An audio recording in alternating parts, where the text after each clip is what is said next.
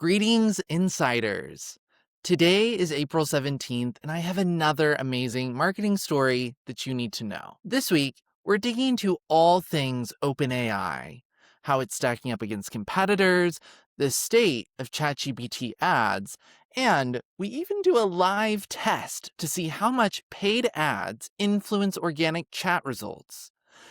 And I gotta say, I was pretty shocked by what I saw, so keep watching.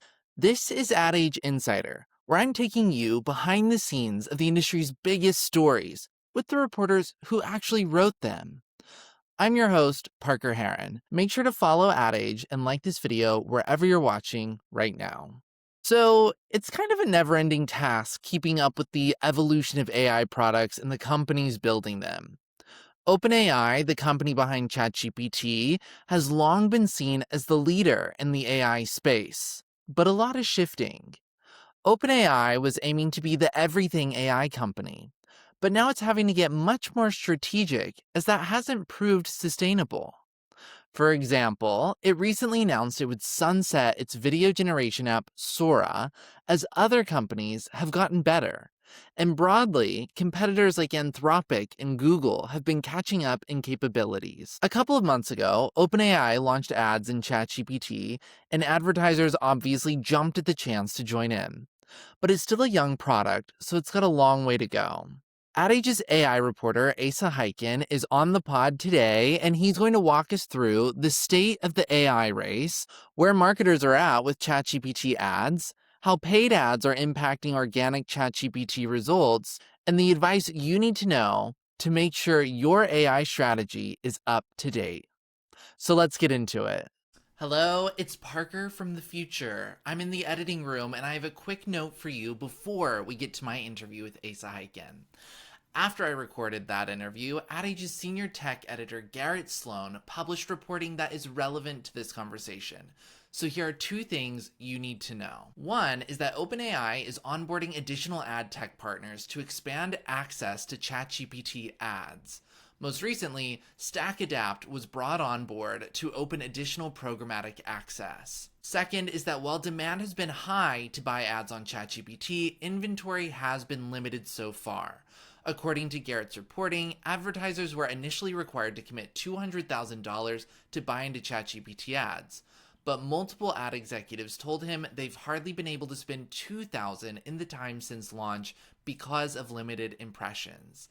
This has contributed to drastic pricing cuts in some cases, especially in underperforming categories. You can see all of this in Garrett's reporting on adage.com, so definitely go check it out.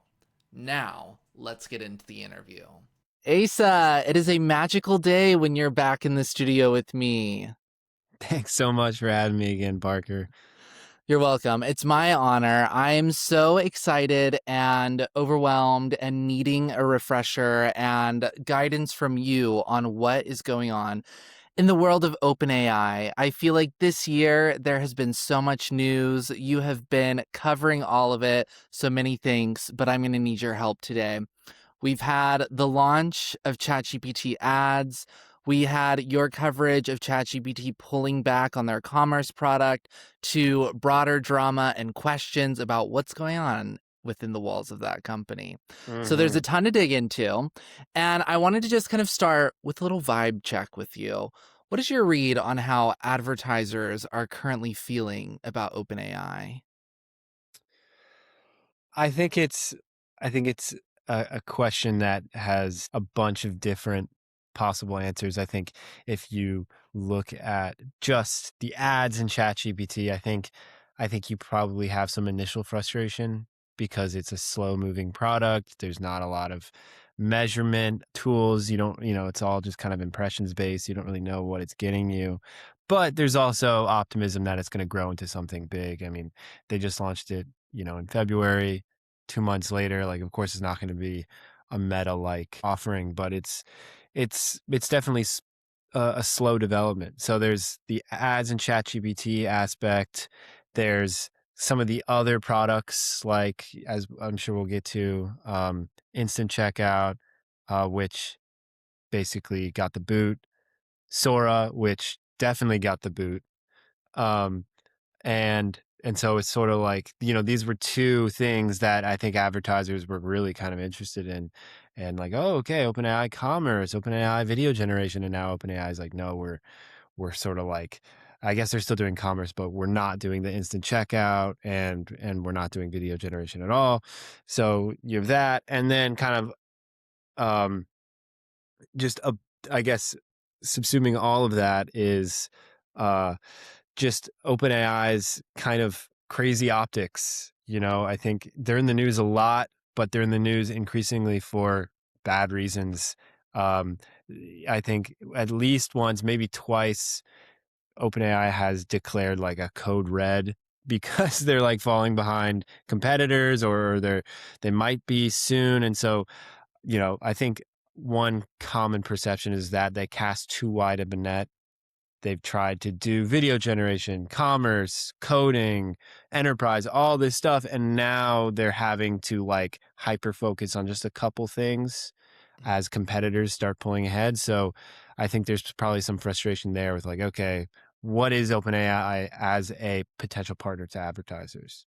Yeah, that's really interesting. And I think you have set up a good structure for us real fast where we can start at the broad point and come back to the specifics of ads on ChatGPT because I want to stay on a second the bigger business questions that OpenAI is experiencing. I mean, what's your read on like what's going on with the current evolution of OpenAI's business and how are they like are they clearly mapping out you mentioned they know what they're not. Have they mapped out what they are trying to become? Yeah, that's a good question. No, I don't think they have. And I don't think it's necessarily a fair expectation for them to know exactly what they're going to be, given that they're developing a very unpredictable technology. They kind of have these two focuses of the company, which is one, the big kind of ambitious super intelligence, formerly AGI, which is like, we're going to change society. We're going to change the whole world with, how this technology is going. And then they have this other level, which is like, but we need to make revenue in order to survive as a company. So that's where you see like, ChatGPT subscriptions, some of these enterprise partnerships, trying to build out its Codex platform. So I think they benefited early on greatly from the launch of ChatGPT. It just became it, just like Uber is the rideshare verb. ChatGPT was just the AI chat, representative. So they benefited a lot from that. And now that some of these other players like Anthropic and Google have like fully caught up, they're really struggling to like, continue as a leader just on the laurels of their technology, not on anything else. So it will be interesting to see in 5 years what OpenAI is most known for. Is it going to be the company that cracks super intelligence and, you know, gets us to Mars or whatever? Or is it, going to like fall behind and be like second rate behind Anthropic and Google? There's a lot that needs to happen before we have a better idea of that. Yeah, and that's a good note mentioning OpenAI's competitors because anytime, we're talking about media and today we're talking about OpenAI, which is one platform in this emerging kind of AI channel, which is a little search and a little of this and that. I wonder what your read is on kind of the broader AI channel, if we can call it an individual channel. Like, is ChatGPT the key player that advertisers have identified? Where do these companies lie when an advertiser is kind of looking at their partners and how they might be doing business with them? I think that ChatGPT is still seen um, as the leader in consumer focused AI. Like, okay, maybe Google, like, it's unclear what their numbers are just because they kind of mash it all together and like we reach Mhm. 7.5 billion people. And it's like, well, what specifically is reaching them? Are they like seeking out AI overviews? Of course not. They just show up on the page. Whereas ChatGPT, you have to actually go into the app. And so I think OpenAI is still a leader in that category. Whereas, and so as a result, it's ChatGPT is seen from a lot of brands as like, okay, if we want to reach AI interested consumers who are using, AI to shop or for research or whatever it is, like ChatGPT needs to be top of mind. Like, how do we show up there? They rolled out their first ad product in February. Google has sort of preceded ChatGPT with their own ads in AI overviews and AI mode. They've just been doing it longer, and also Google has a much more robust ads business, so like it's a pretty solid thing they got going on. We hear it discussed less just because I think like there was a lot of hope that OpenAI was going to be this new player, whereas everyone's been advertising with Google sort of begrudgingly because Google's a black box, and so the fact they have AI ads is, I don't know, it's just not as exciting. I think people were really thinking ChatGPT was going to be this new thing. And then you have Anthropic, which is more enterprise focused, no ads. I doubt they'll ever do ads in their platform. In fact, that was sort of the premise of their Super Bowl ad, which was like, shame on OpenAI for doing this. Like, we would never do this. So between those three companies, I think that's sort of how advertisers see it. And definitely ChatGPT as like the most promising, exciting platform to like show up in to meet consumers. That makes total sense. And I know that you mentioned a little bit of the state of ChatGPT ads. Obviously, our colleague Garrett Sloan covered the launch of ads on ChatGPT. That's only been about 2 months since launch. Like you said, it is a young product. There are many gripes about measurement and targeting and real things. I'm not making light of that, but we can assume that that will mature over time. What should marketers be doing right now to make sure they like aren't behind in that conversation? Is it as simple as like go buy some ads on ChatGPT and see what happens, or are you hearing more specific advice in your reporting on how brands are navigating this space as it's so young? And I mean specifically like paid advertising in AI. Hmm. Um, yeah, I think that like if you're a big brand with a lot of money and experimentation is something you're really interested in, then yeah, like I think it would make total sense to go join that program. I think they have more than 600 advertisers at this point on ChatGPT. So you could just, Nice. yeah, so you could, so you could just go be, 601 and, and yeah, and go see what it's like. And, you probably won't get a whole lot of information back on like what it was, but you get a, you know, more direct understanding of, okay, this is what it's like advertising with OpenAI as a partner. This is what it's like showing up on ChatGPT. If you're a brand that has to be a little more budget conscious, I don't think like there's really been no evidence that suggests that ads in ChatGPT are like incredibly strong performing placements. Like there's just nothing there. So it's certainly not like if you don't advertise now in ChatGPT, you're behind. I wouldn't go that far at all. But I think it's worth considering how like, just having conversations and consistent deliberation about what would advertising in an AI native experience look like for us? Like who do we try to reach that we aren't already reaching? Are our consumers going there for things that we could actually show up for? Right? It's not. I don't know. It seems like it too sort of embryonic at this point to think you're going to get anything out of it. You have to know that there's something there waiting for you. So I think just kind of developing your strategy and just waiting, I think there's so much emphasis on being a first mover, but like, I again, if you weren't one of the first 100 people who advertised on Facebook, are you screwed now all these years later? No, like you eventually it made sense and you jumped in. So I Mhm. think probably the same goes for here. Just like you can't resist it. You gotta keep it in mind, but you don't need to go head first. Yeah, and you mentioned price, and so just to on that real fast, when we first reported this, we were saying Garrett Sloan, our tech editor, had reported $60 CPMs on those first movers, and I'm assuming since we're only 2 months in, it's still looking similar?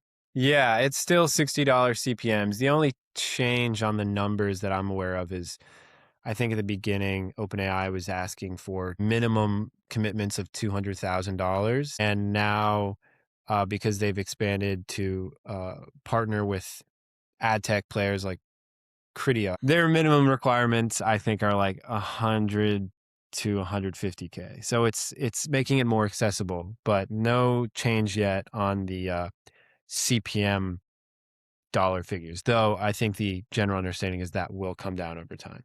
Yeah. You came on this very podcast in September, if you can even remember back that far, and you talked me through the ins and outs of brands' AEO or answer engine optimization strategy. I'm curious how this kind of broader introduction, now 7 months later, of paid ads in these platforms, you mentioned Google, and of course, we're talking about ChatGPT. How does that change the conversation that we were having about brand AEO strategy now that they can actually pay to be on some of these platforms? Yeah, well, firstly, you freaked me out there when you said September because I know I was on more recently than that, but You my were. mind went to like, was that September? No, you came on just a couple of months ago and we Okay, talked about generative yeah, AI in yeah. advertising, which a fabulous episode. Everyone should go listen to both. But specifically, September, we were talking about AEO. I Mm. was more shocked that, like, I feel like we don't know any more than we did at that time now. Hmm. But you proved me wrong. Tell me what's up. Yeah, well, I think this is a really interesting question because one of the big consumer fears, the big kind of public fears about advertising in AI, and this is what Anthropic was sort of saying in its Super Bowl ad, is like, okay, ads are going to change, the content, right? Like it's going to change which content to show to you, and therefore it's going to completely erode these platforms as like reliable tools, even though they're reliable, but they're not the most reliable. So that's the fear.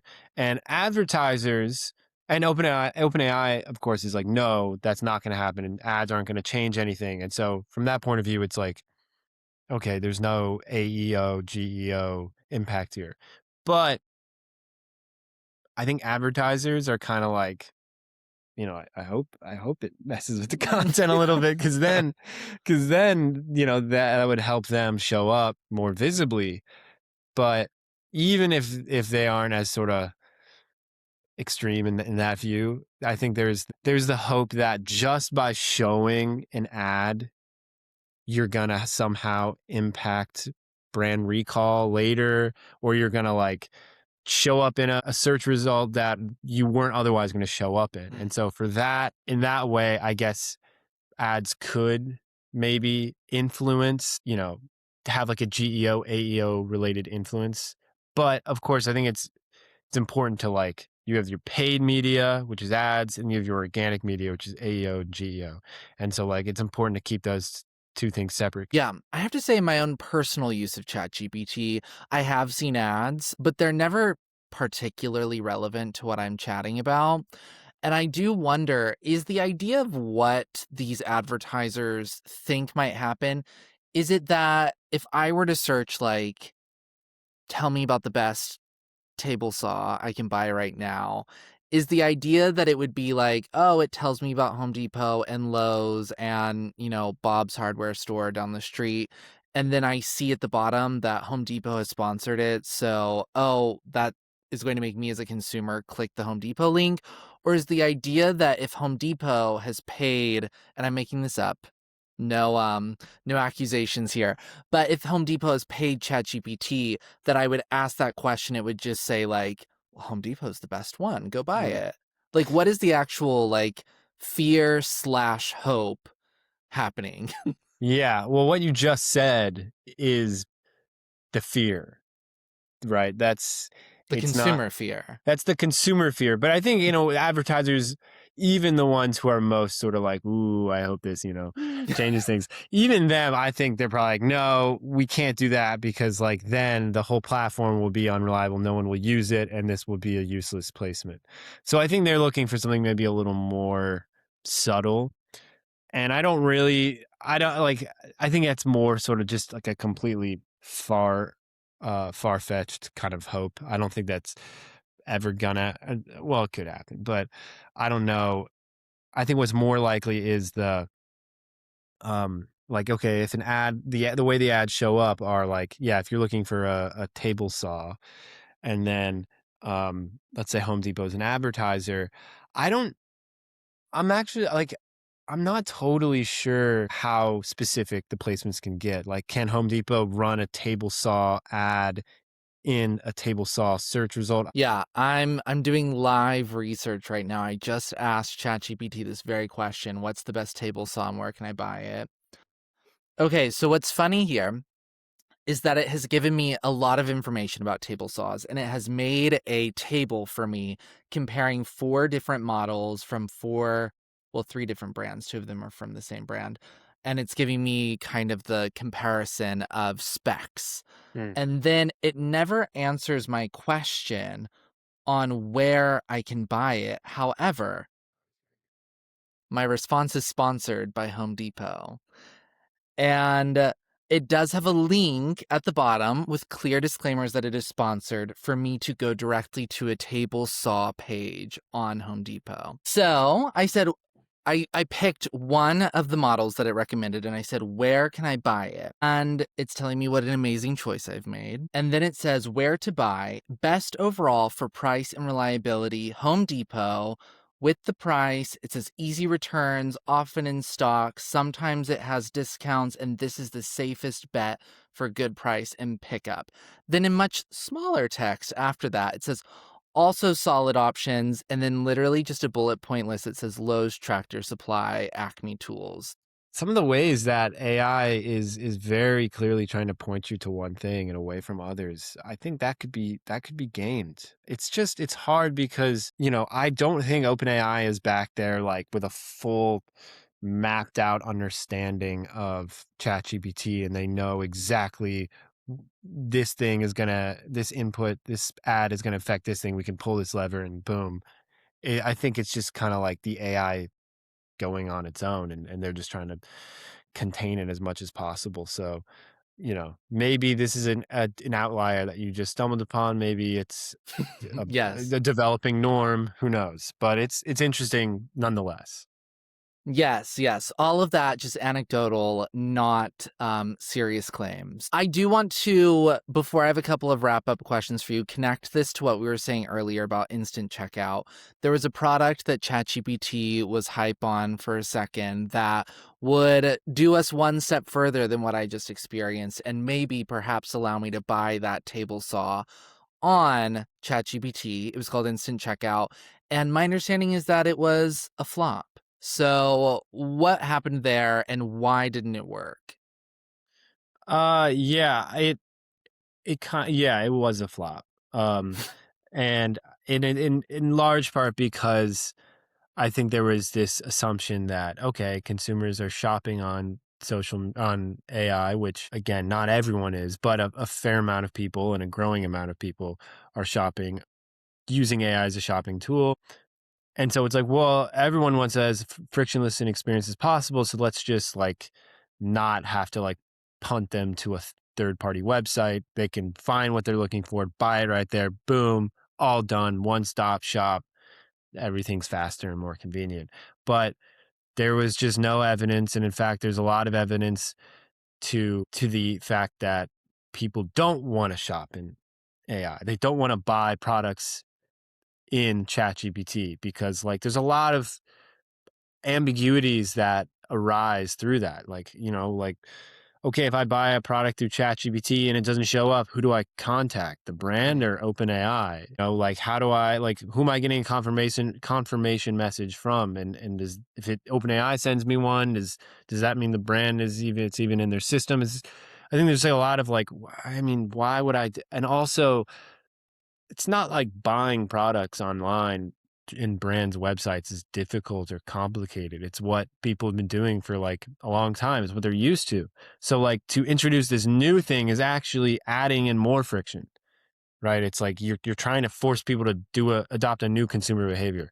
And so like no one was really interested in that. So that's a big reason why it flopped. And OpenAI didn't announce uh, they very quietly kind of put this to the side, and they now pushed instant checkout into their apps feature, which there's not that many. There's not a lot of big brands with apps. That's sort of where it lives now, but it does feel like AI checkout is being put on the back burner. Given all that we've talked about, I know you gave some tips earlier for CMOs who might be trying to explore their paid AI ad strategy. But considering how much more we've talked about now, if you have like one piece of advice for marketers who feel overwhelmed by everything you've just described, how to tell what's real and what's fake, what is your tip for figuring that out?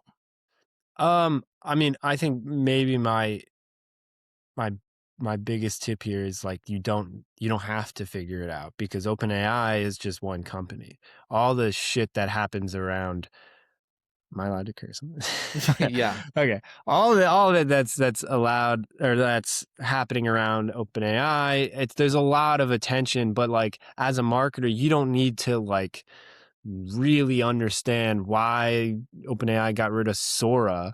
You just need to like know if the AI video tool you use is creating stuff that is, useful to your brand.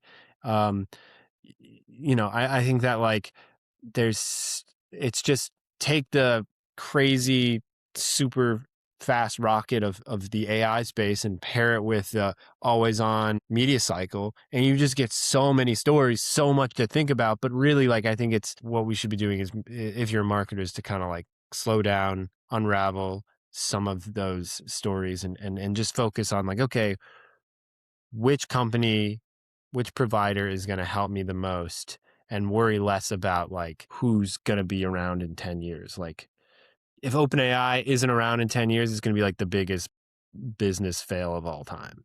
Like, Yeah.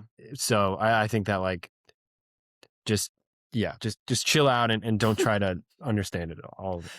Chill out. Fabulous note to close us out on, Asa. I appreciate you and your expertise. Thank you so much for coming on here and teaching us a lesson. Of course, Parker. Thank you again for having me. All right, I hope you found that conversation as enlightening as I did. If you enjoyed it, please follow AdAge and like this video wherever you're watching. I want to thank my guest, Asa Hiken, for taking the time to talk with me today, and I want to thank you for watching. I'm Parker Heron, and this is AdAge Insider. Have a great day.